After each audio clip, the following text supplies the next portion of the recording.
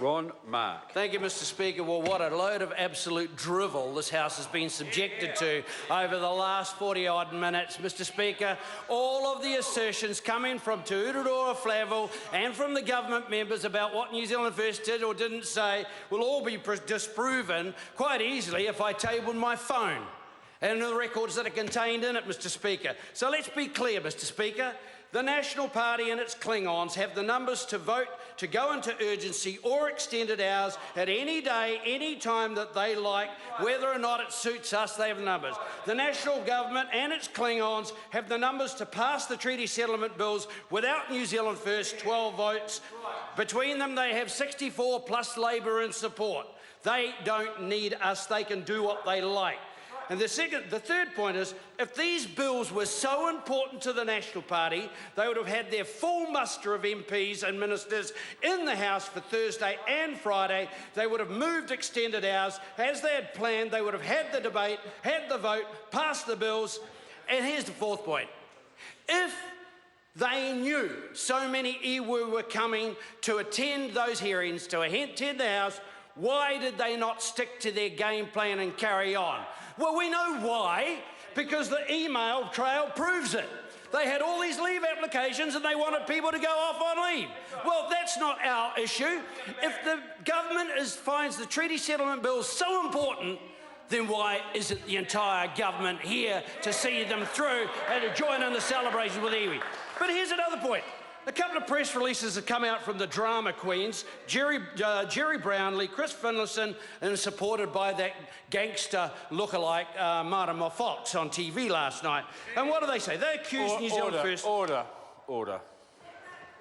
The member has referred to a member in a way which is inappropriate. I am warning him not to do it again. Mr. Speaker, so what they do is they then...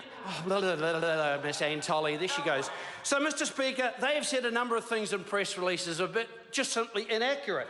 And the last one that came out from Jerry Brownlee said on the first page, on Monday this week, Mr. Brownlee spoke to Mr. Mark, who confirmed his party's ongoing support for the bills. Correct, he did. And we did say that. And then we said we would support a oral vote, a voice vote. On Tuesday morning, Mr. Mark phoned back to say New Zealand First was not going to support two of the settlement bills, correct, and therefore could not support the voice vote only proposal for Friday. Absolutely incorrect. And I will read the transcript of that phone call. Jerry Brownlee, that is. Hello, Ron. Ron Mark, that is. Jerry, how are you, man? Jerry Brownlee, good. Ron, I needed to call you immediately. We've just adjourned briefly from caucus. We've had a long discussion on two of those iwi bills, Taranaki iwi claims settlement and Ngāti Kahu ki Whangaroa. We are going to oppose both of those, Jerry. Jerry, thanks, Ron, and he hung up. No mention in my telephone at all of that statement that we withdrew our voice vote only proposal. Nothing, nick, neck, zipper, nada. That is a total untruth. So on that big drama queen reaction, the government pulled it. Well, here's the challenge, government. Declare urgency now. Declare extended hours now. Put those bills on the table Friday. We, New Zealand First, will be here in full muster.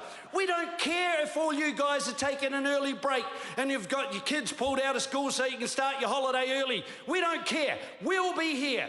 We will cast our votes against the two bills we said we would, and we will give you a voice vote, the government, a voice vote on the other three, as I said we would in that telephone conversation. This is a disaster and a debacle of Jerry Brownlee's making. This is not our making. This is this. And Mr. Speaker, if they want me to table the telephone recording, I will, Mr. Speaker. Though this is a debacle of the government's own making.